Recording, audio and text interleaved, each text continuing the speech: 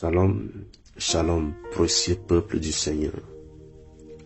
Je viens par la grâce du Seigneur, humblement, vous faire part de ce que j'ai reçu concernant la France. France, qui est assis sur ton trône.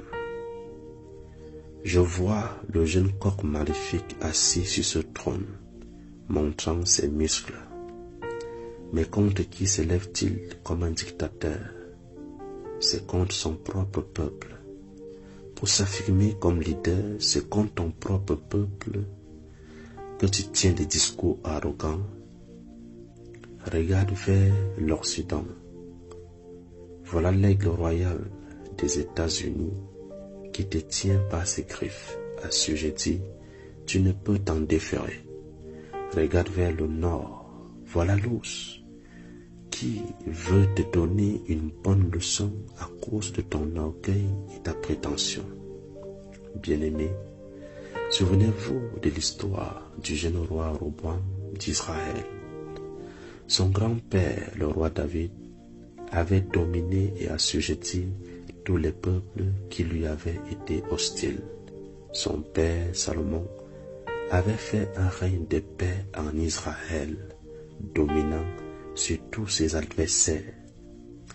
Mais voici arrivé le tour du jeune roi. Contre qui va-t-il imposer sa domination? Malheureusement, contre son propre peuple. Lis les faits dans le livre de 1 roi, chapitre 12, versets 1 à 19, la Bible. Écoute maintenant, France. J'ai vu le président Macron parler aux Français avec arrogance. Et cette arrogance n'a pas plu aux Français. J'ai vu le peuple français se plaindre de cette manière de parler et de l'augmentation des taxes et des impôts.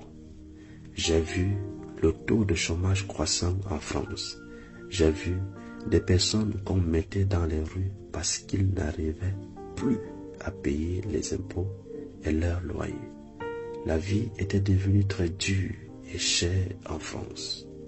Et subitement, il y a eu comme un cri qui a retenti dans le cœur des Français de se révolter contre le gouvernement du jeune président.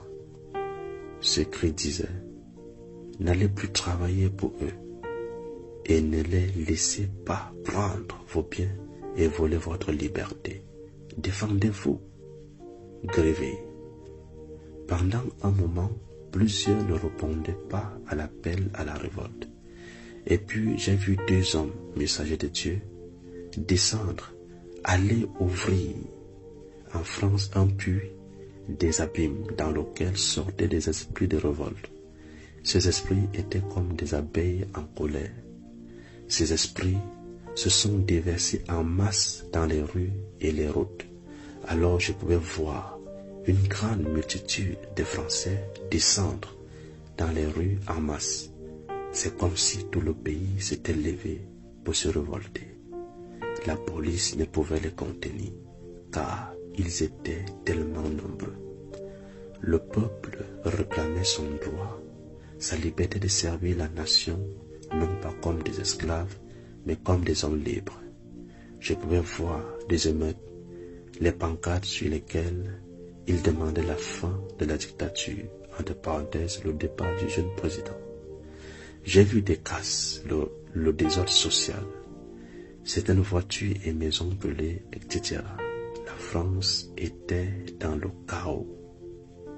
Bien-aimés, prions pour la France, que le Seigneur Jésus-Christ restaure cette nation. Car après la grande tempête, la France verra le jour. La France verra la lumière, dit le Seigneur.